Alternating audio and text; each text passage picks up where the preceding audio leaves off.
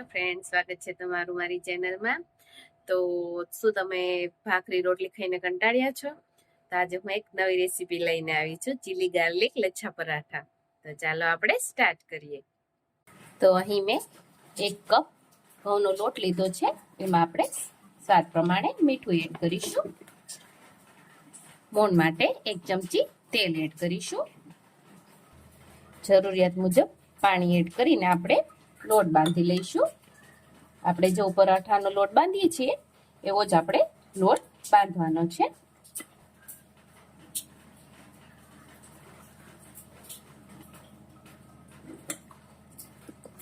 તો આપણો એકદમ સ્મૂથ લોટ તૈયાર છે અને એકદમ સ્મૂથ લોટ બાંધવાનો છે. જેવો આપણે પરાઠામાં બાંધીએ છીએ સેમ એ જ રીતે આપણે લોટ બાંધવાનો છે. આપણો લોટ અહીં બંધાઈ ગયો છે.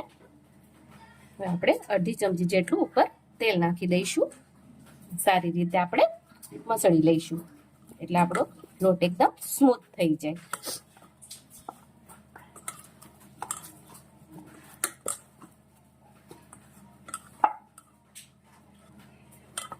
તો તમે જોઈ શકો છો જો આપણો લોટ એકદમ સ્મૂથ થઈ ગયો છે. હવે આને આપણે 10 મિનિટ રેસ્ટ કરવા દઈશું. તો ફ્રેન્ડ્સ, અહીંયા મેં લસણ લઈ લીધું છે. એને આપણે ઝીણું ઝીણું કાપી લઈશું. ફ્રેન્ડ્સ, આપણે અહીંયા એકદમ ઝીણું લસણ કટ કરી લીધું છે. તમે જોઈ શકો છો એકદમ ઝીણું લસણ આપણે કટ કરવાનું છે. તો એને આપણે થોડી વાર સાઈડમાં મૂકી દઈશું. હવે અહીંયા મેં લીલા મરચાં લીધા છે. એને આપણે કટ કરી દઈશું. એને પણ આપણે એકદમ ઝીણા ઝીણા કટ કરવાના છે. તમને તીખાશ વધારે પસંદ હોય તો તમે વધારે પણ લઈ શકો છો. અને આપણે એકદમ ઝીણા કાપી લેવાના છે.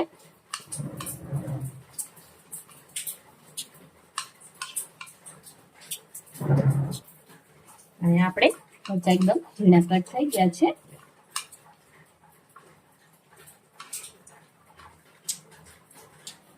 તો અહીં મેં લીલા ધાણા લીધા છે. હવે એમાં આપણે સમારેલું લસણ એડ કરીશું અને મરચાં એડ કરીશું.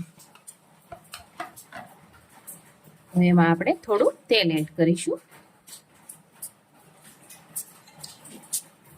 2 મોટા ચમચી તેલ એડ કરીશું. આપણે થોડું મીઠું એડ કરીશું.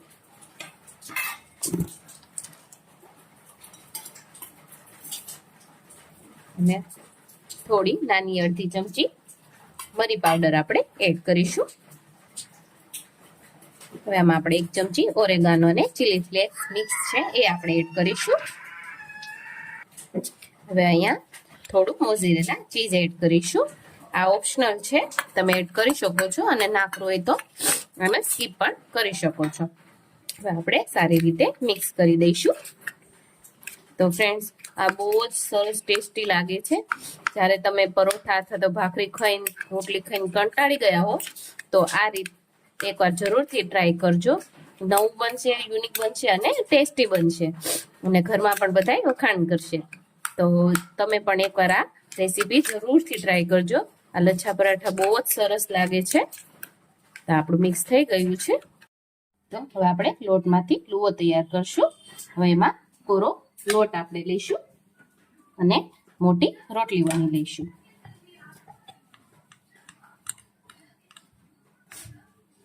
જોઈતા પ્રમાણમાં કોરો લોટ લઈ અને મોટી રોટલી વણવાની છે.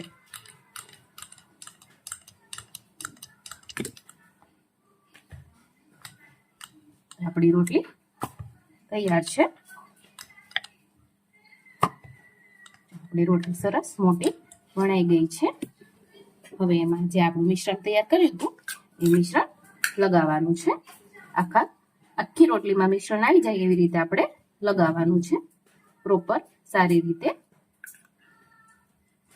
એકદમ મસ્ત ટેસ્ટ આવશે. તમે પણ તમારા બાળકોના લંચ બોક્સમાં પણ તમે આ લચ્છા પરાઠા આપી શકો છો. બાળકોને આપવા હોય તો એમાં લીલું મરચું નહીં વાપરવાનું. હવે એને આપણે આવી રીતે અંદર બાર એમ વાળી લઈશું. તમે જોઈ શકો છો આવી રીતે આપણે પડ વાળતું જવાનું છે અને થોડું થોડું હાથથી દબાવતું જવાનું છે.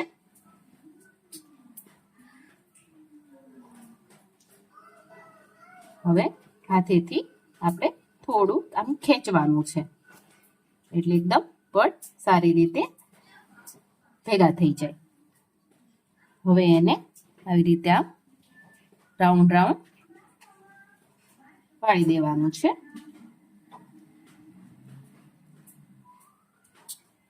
જે છેલ્લો ભાગ હોય એને નીચે આવી રીતે પ્રેસ કરી દેવાનો છે. જો આવી રીતે આપણે રાઉન્ડ કરી દેવાનું છે. હવે આપણે ઉપર થોડા તલ એડ કરીશું એટલે એકદમ સરસ ટેસ્ટ આવશે. હવે હાથથી એકવાર પ્રેસ કરી લઈએ અને ઉપરથી થોડો કોરો લોટ લઈ લઈશું. હવે આપણે પોચા હાથે ફરી આપણે રોટલી વણી લેવાની છે.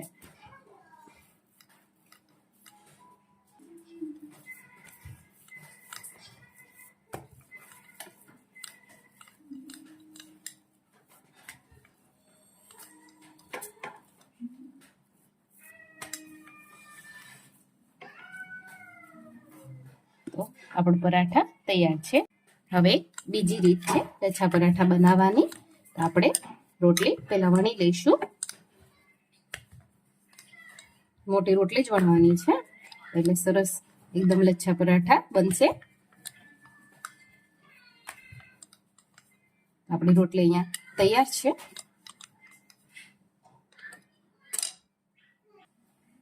તો અહીં આપણે જે મિશ્રણ હતું એ મિશ્રણ પરાઠામાં લગાવી દઈશું. ચારે બાજુ સરખી રીતે ફેલાવી દઈશું.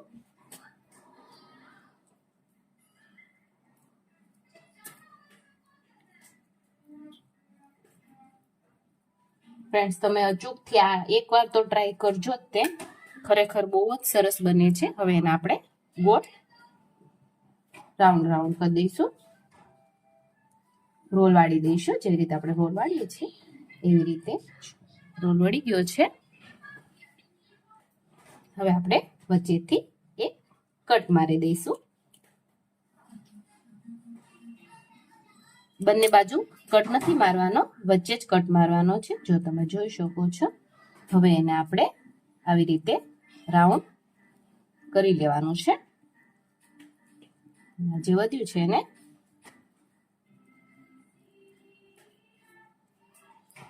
હવે આપણે કોરો લોટ લઈશું અને ઉપર થોડા તલ લગાવી દઈશું.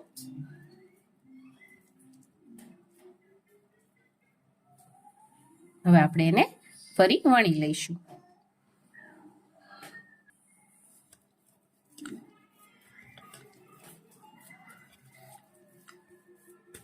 જોઈતા પ્રમાણમાં કોરો લોટ લેવાનો છે.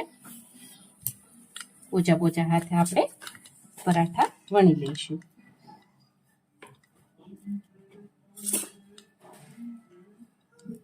આપણો પરોઠો તૈયાર છે. તો અહીં આપણા લચ્છા પરાઠા વણાઈ ગયા છે. હવે એને આપણે લોટીમાં શેકી લઈશું.